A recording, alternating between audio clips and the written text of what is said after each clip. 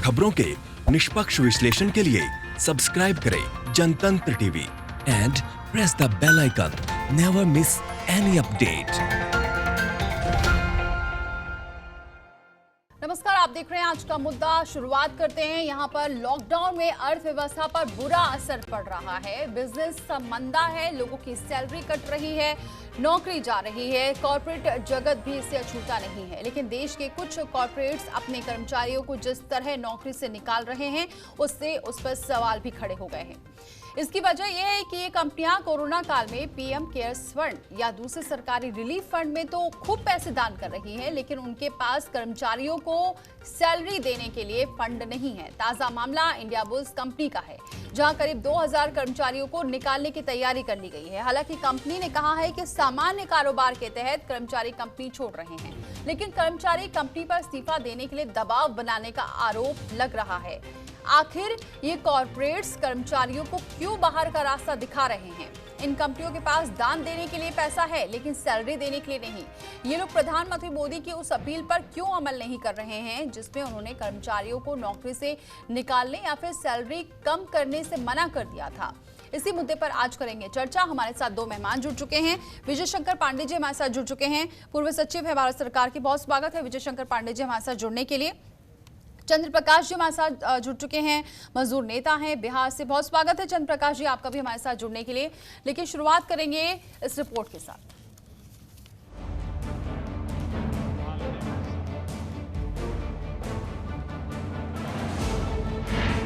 Corona काल में corporate जगत पर उठे सवाल।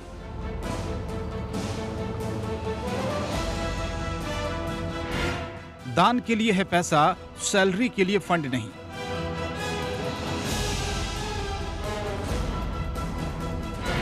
कोरोना की आड़ में साजिश तो नहीं कर रही कंपनियां?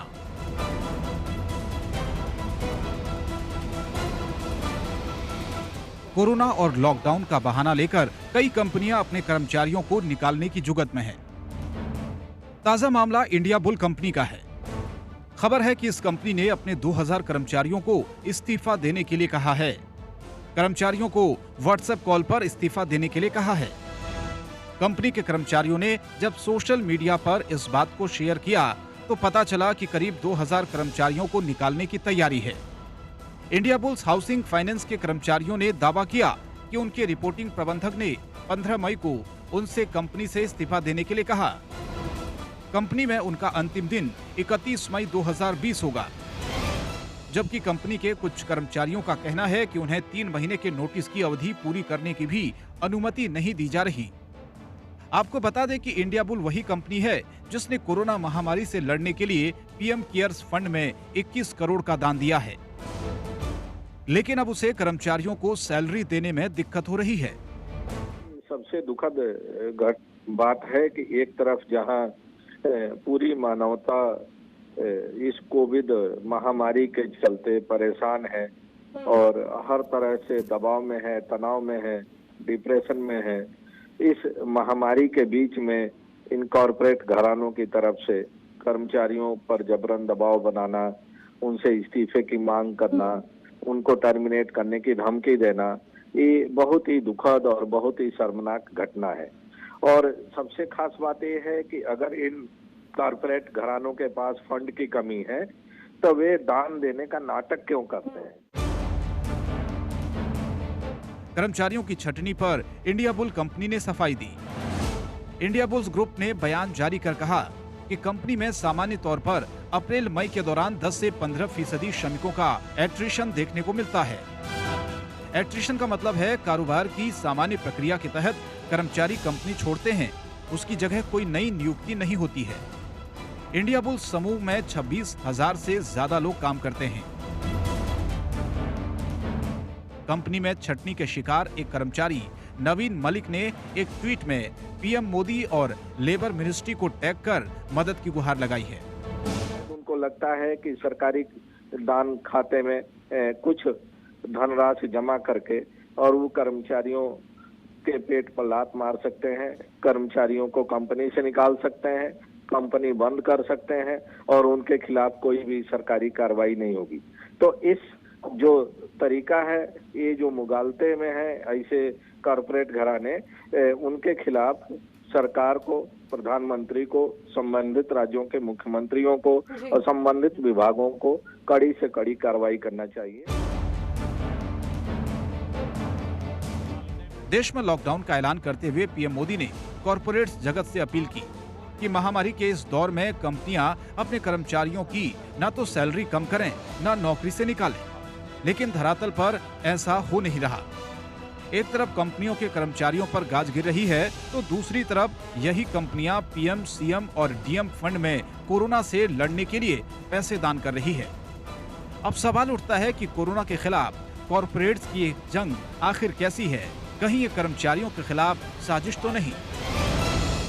ब्यूरो रिपोर्ट, जनतंत्र टीवी।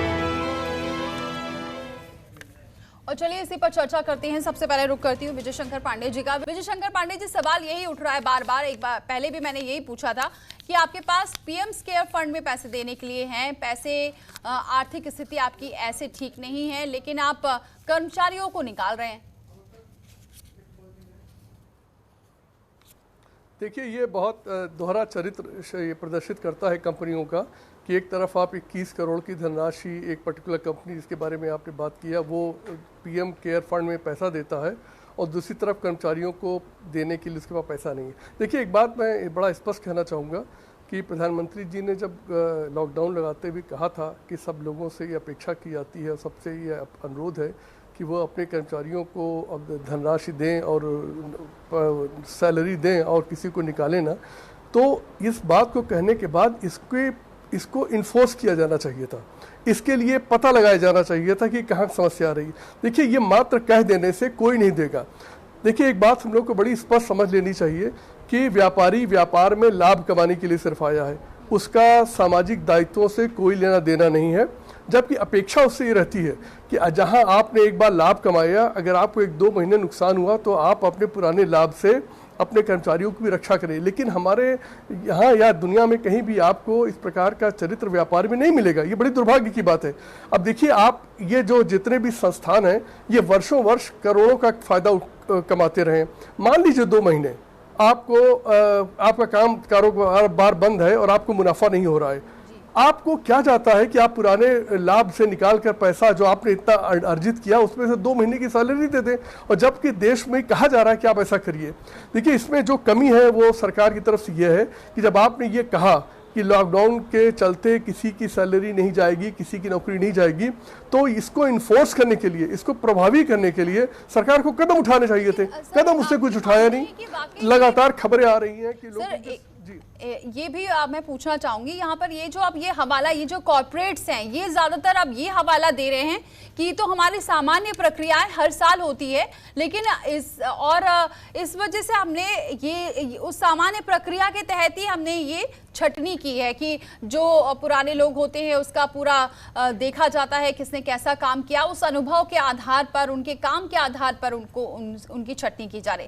क्या आप मानते हैं कि ये सही वक्त है ये सब पुराने हिसाब से चलने का? देखिए दीपाली जी, ये बिल्कुल गलत उनका कहना है, और ये सिर्फ जिसे कहते हैं कि तर्क दिया जा रहा है, एक बहानेबाजी है ये कहने की कि देखिए ये तो सामान्य प्रक्रिया, ऐसी कोई सामान्य प्रक्रिया नहीं है। हाँ, ये ज़रूर होता है कि कर्मचारी लोग जो हैं या जो लोग काम करते हैं, अगर उन्हें अच्छा कहीं और अवसर मिलता है तो चाहते हैं। ये तो सामान्य प्रक्रिया है, हर जगह, हर व्यापार में होती है, हर कारोबार में होती है, और ये सैकड़ों साल से चली आ रही है। लेकिन इसको ये कह कर कि चूँकि ये हर वर्ष ऐसा होता है इसलिए हम इतने लोगों को निकाल रहे हैं, ऐसा नहीं होना चाहिए।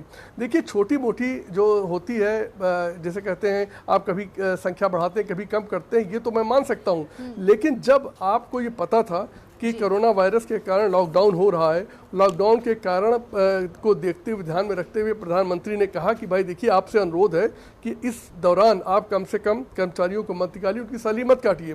तो ये दायित्व बनता है सभी उद्योगों का कि भाई वो इस रास्ते पे न चले। मैं फिर दोहरा रहा हूँ, इन कंपनियों ने पिछले 10 साल में हजारों करोड़ की मुनाफा कमाया है। अगर 2 महीने की सैलरी उन्हें 8-10 करोड़ रुपए देना भी पड़े तो कोई आप अपने जेब से नहीं दे रहे हैं। या आप उसी मुनाफे से दे रहे हैं? और देखिए आपकी जिम्मेदारी जहां अपने शेयर होल्डर की तरफ है, अपने जो मैनेजमेंट के जो टॉप मैनेजमेंट की तरफ है, वही आपकी जिम्मेदारी इन कर्मचारियों की तरफ भी है। देखिए सारा काम ये करते हैं तब आपका मुनाफा बनता है, तो इसको ध्यान में दें और ये इस तरह की हरकतों से सभी उद्योगों को बाज आना चाहिए। बिल्कुल चंद्र प्रकाश जी, आपकी क्या राय है? यहाँ पर सवाल यही उठ रहा है कि सिर्फ ये एक कंपनी नहीं, ऐसी हर जगह से ऐसी ही खबरें निकल कर आ रही है और कई तो ऐसे होंगे कि हमारे पास आंकड़े भी नहीं आ पाते होंगे, क्योंकि कई कर्मचारी तो इस दबाव में भी काम कर रहे होंगे कि ऐसा ना हो कि हमारी नौकरी चली जाए। कम से कम नौकरी कर रहे हैं, भले सैलरी बाद में मिले, लेकिन कम से कम जॉब तो अभी फिलहाल नहीं है, फिलहाल है, क्या पता कल को हमारी जॉब भी ना रहे। ऐसे कई मामले सामने आ रहे हैं। इस पर फिर क्या कदम आगे उठाना चाहिए? नहीं तो ऐसे तो जिनकी जॉब है वो भी जाएगी, जिनकी सैलरी नहीं मिल रही वो भी परेशान है।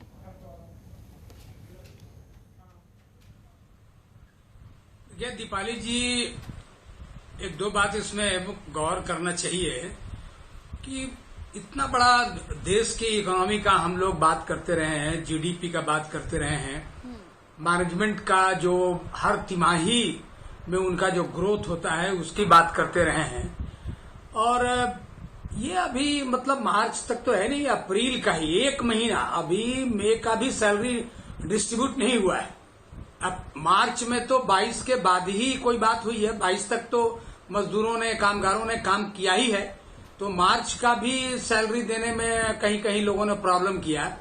अप्रैल एक महीना, अगर इतना बड़ा हमारा इकोनॉमी है, हम इतने ताकतवर हैं, आर्थिक रूप से मजबूत हैं, और जो मैनेजमेंट है वो मैनेजमेंट जो वर्षों से कल कारखाना ऑर्गेनाइजेशन चला रहे हैं, तो उनको क्या इतनी भी क्षमता नहीं है कि ये एक महीना 2 महीना कोई संकट आए वैसी स्थिति में वो काम को आगे बढ़ा सकें, या जो काम करने वाले लोग हैं उनको उनका पैसा दे सकें, उनको उनका वेतन दे सकें?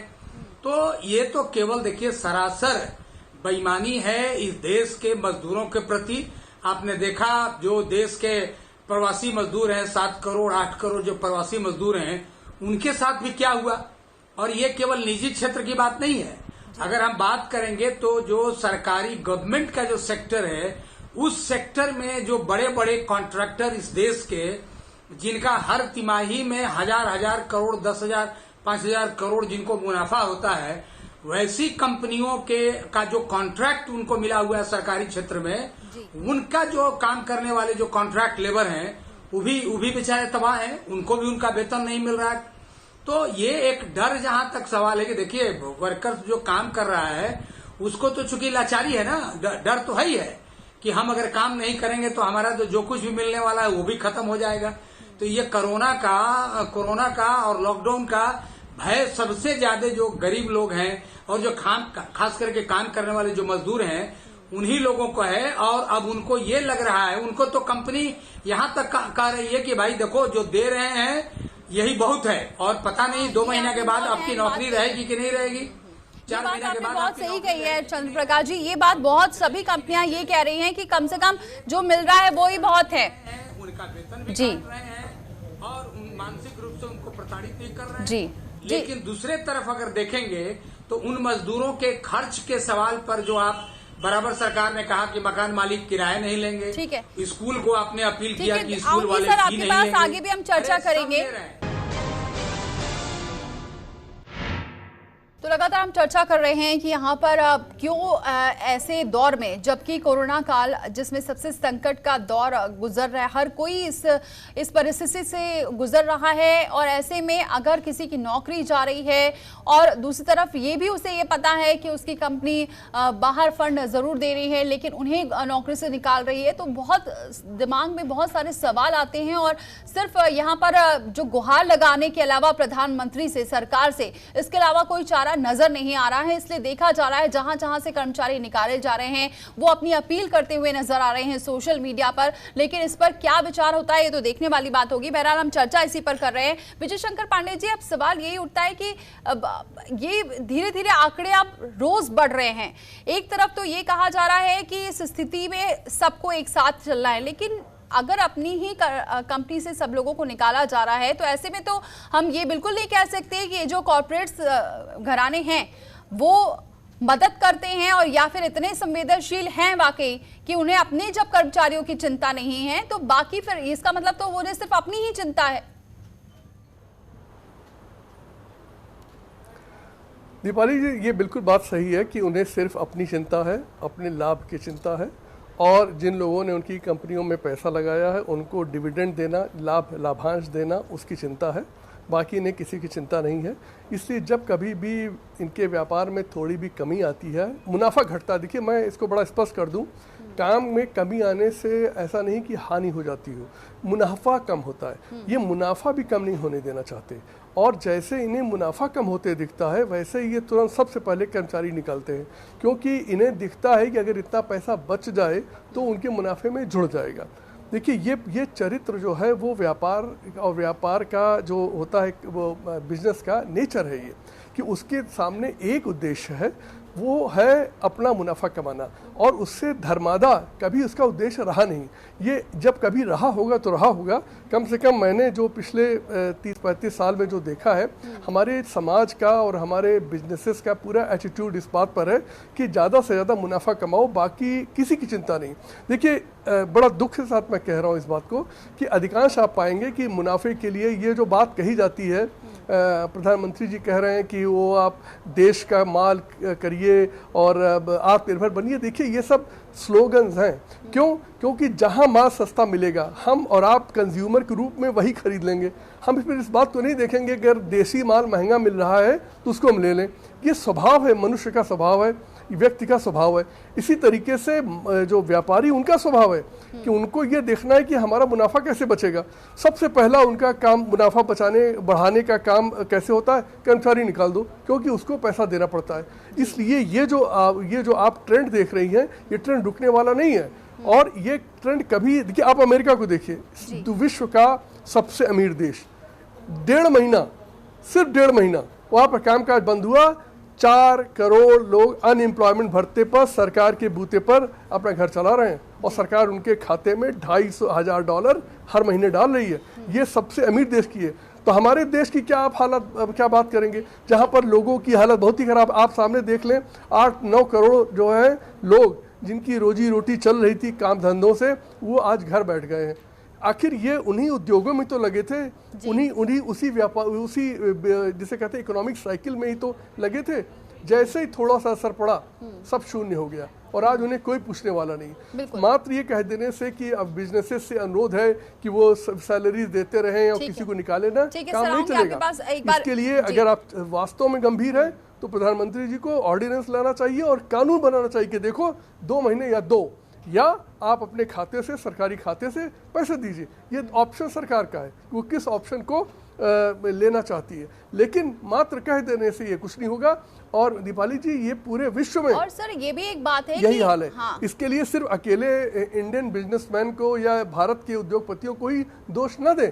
मैंने आपको बताया, अमेरिका जैसे सबसे अमीर देश में 1.5 महीने के अंदर 4 करोड़ लोग, उसकी आबादी 25-26-30 करोड़ है करीब। हम लोग तो बहुत बड़े देश हो, 4 गुना तो उसकी आबादी रखते हैं। तो आप हमारे यहाँ सोच लीजिए क्या हालत होगी। एक बात आ जाएगी, और अगर लोगों को बचाना है, इनकी नौकरियां बचाना है, तो सबसे पहले सरकार को तुरंत, जैसा उसने लॉकडाउन में ढील दी है, तेजी से ढील दीजिए, लोगों के मन से भय हटाइए, उद्योग धंधों को पूरा चलने दीजिए, तभी कुछ हो पाएगा। सरकारों के बस का नहीं है। अमेरिका जब नहीं कर पाया तो आप भारत देश की क्या अपेक्षा करते हैं, जो बहुत गरीब देश है, इसके पास कुछ भी सामर्थ्य नहीं है। जी, सवाल यही उठता है, दोनों मेहमानों का मैं शुक्रिया करूंगी, लेकिन सवाल यही उठ रहा है बार बार कि क्यों ऐसे दिन आ रहे हैं, और ऐसे पे जो पॉलिसी है उसको भी कॉर्पोरेट घरानों को सोचना होगा अपने कर्मचारियों को निकालने से पहले। हो सकता है कि वो अगर अपनी पॉलिसी में सुधार करें तो शायद इन कर्मचारियों को ना निकालना पड़े, और कम जरूर लेकिन कम से कम जॉब ना जाए किसी की। इस पर ध्यान देना बेहद जरूरी है। खबरों के निष्पक्ष विश्लेषण के लिए सब्सक्राइब करें Jantantra TV and press the bell icon. Never miss any update.